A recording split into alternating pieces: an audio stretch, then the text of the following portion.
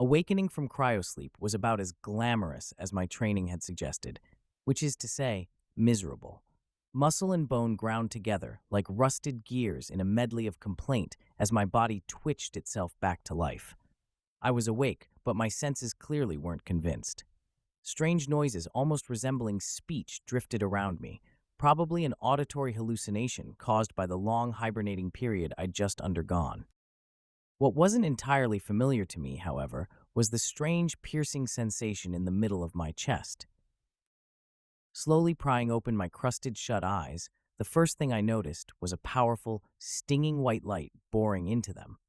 For a moment, my sleep-addled mind entertained with delirium that I'd somehow crashed into a star, and this light was its core. Naturally, this was an absurd conclusion to draw, for more reasons than my logical mind was able to count, having just woken up. As my vision began to clear, another, more pressing detail made itself evident. Looking down upon me from the center of that sickening light was a shadowy silhouette, seemingly mere inches from my face. Straining myself to look down at my body, I quickly was able to pinpoint the source of that strange sensation. Whoever this figure was, I seemed to caught them in the middle of digging some sort of knife into my chest. Under better circumstances, I may have paused to consider what this stranger might be doing, perhaps implanting something, or maybe something went wrong on my journey and I'd been retrieved to be taken back to Earth for emergency surgery. That didn't make much sense either, though. This trip was one way for a reason. The Trappist system isn't exactly a hop, skip, and a jump away. Unless, of course, that jump happened to involve wormholes. Those thoughts, however, were little more than secondary blips in my consciousness. My biggest concern at that moment was if var object in chest, remove from chest, knife. During my crash course on cryosleep, the biggest warning I was given waking up was not to overexert myself immediately. The human body isn't exactly built to withstand that kind of whiplash, so I was instructed on a 10-minute breathing exercise to help me get moving again once I awoke. That being said, the human body also isn't well equipped to handle disembowelment with sharp objects, so that particular piece of advice went unheeded. Feeling a few droplets of antique adrenaline dribbling into my bloodstream, I reeled back my leg and kicked forward with all the force I could muster, which wasn't much. To my surprise, I seemed to stagger the stranger as they immediately recoiled back, still staring at me with their vaguely human shape as I tried to sit myself up.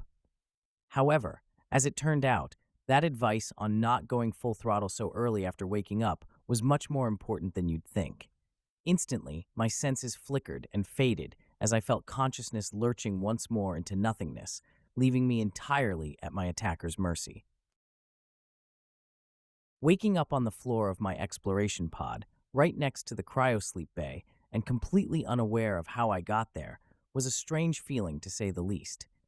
Looking down, I was relieved to find that there was no knife in my chest, and I certainly didn't see any shadowy figures around me.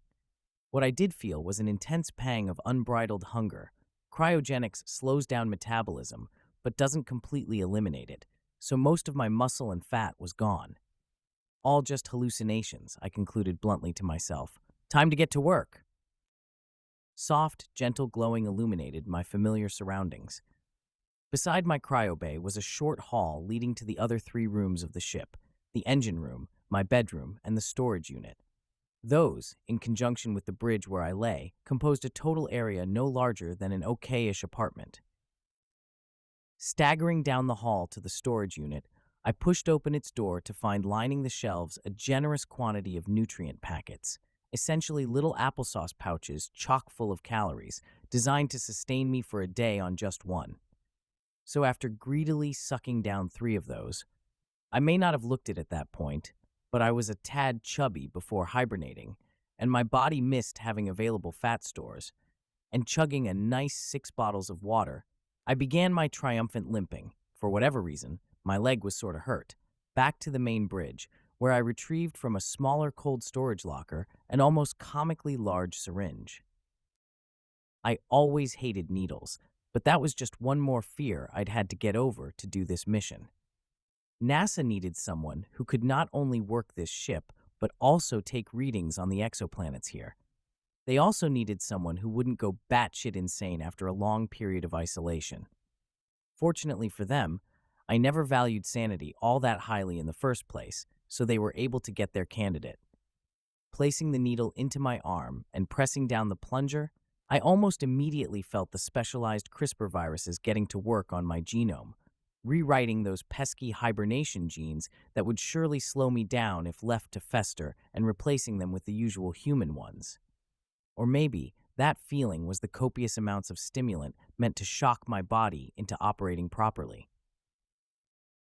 Finally, regaining my full lucid state, I slowly walked into the bedroom and from its miniature closet retrieved a simple set of nondescript black pants, a gray t-shirt, and a lab coat to top off the look.